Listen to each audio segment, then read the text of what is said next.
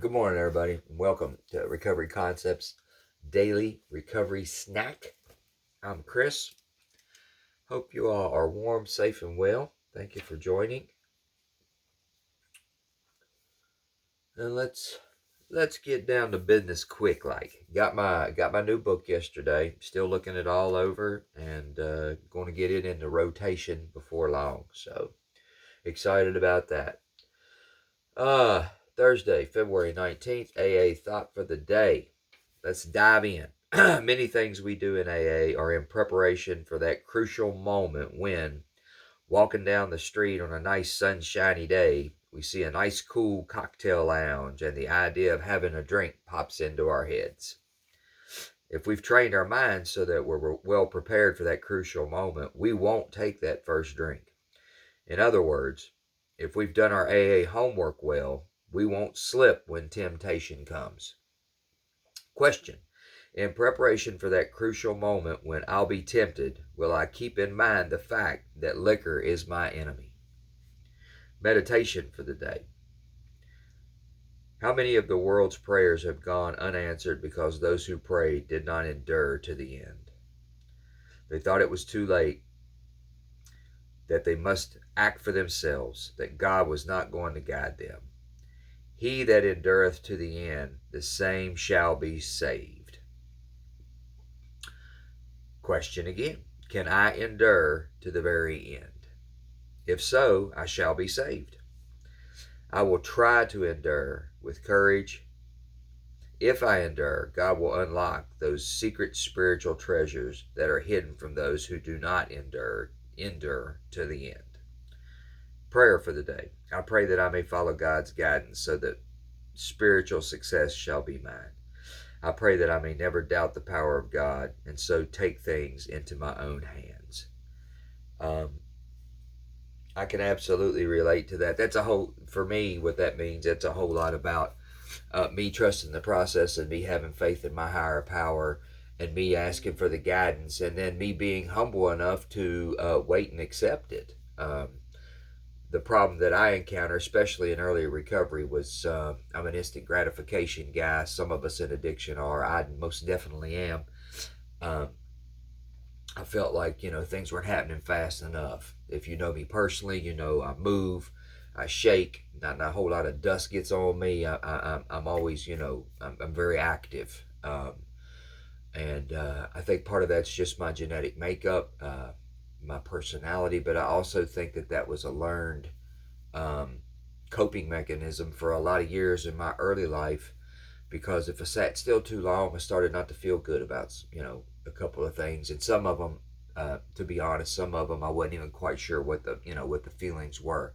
I just had an underlying feeling that something just wasn't right.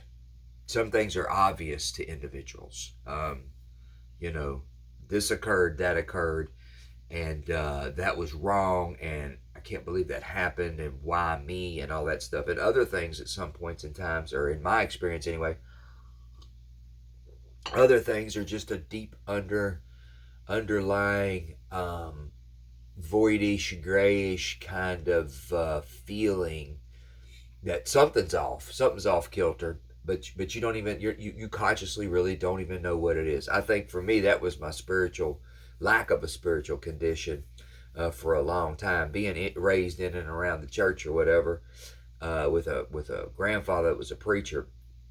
I was well schooled, well versed, if you will, in the rights and wrongs and the church and the belief of churches. Mine was King James Version, Southern Baptist, out in the coal field in West Virginia, was some of my earliest memories. And then in and around town, in a little town called Dunbar, West Virginia, Nazarene Church, and a couple of different things, but experiences. But I definitely had instilled in me the concept of a God, right and wrong, heaven and hell. And I was a little bit of a sneaky kid, and didn't always do the right things. And as I got into drugs and alcohol, a lot of my a lot of my instances where I felt like I was not connected, with my God, with my higher power, or doing right or wrong things, began to increase in the wrong way. And, it's just, I validated it. I'd sit in isolation and rationalize how that could happen. These things could happen. And it made sense because of A, B, and C. I'd rationalize by myself, and it spiraled, and things got worse. And then as active addiction took over, it just got dark. The deeds were darker. My my I don't want to say self hatred, but my disdain for myself, my dislike of myself, grew more. Even though if I wouldn't even admit it to myself, I didn't feel good about who I was and the things I was doing, and that that just snowballed. For me, a direct contact with a God, a power greater than me, helps me stabilize my head, my brain, and my thoughts, my racing thoughts today. And I'm a lot better at sitting and waiting. Although I still may be moving, I don't question where the destination is. I no longer wonder where it is where I'm going. I feel like I know where I'm going, and each day is just a progression toward the place that I think I will find myself before it's all over with. And it's a whole lot easier for me today, being at peace with myself, in active recovery, have gone through step work and forgiven myself and cleaned a bunch of things up, said my sorries to the best of my ability, and keep in conscious contact with God.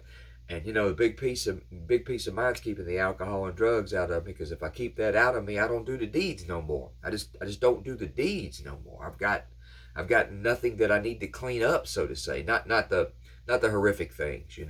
I can still be an ass every once in a while. I'm human. It is what it is. But those instances are a little bit easier on the spectrum, of rights and wrongs and do's and don'ts to deal with and work through. What I consider myself today is having some high class problems.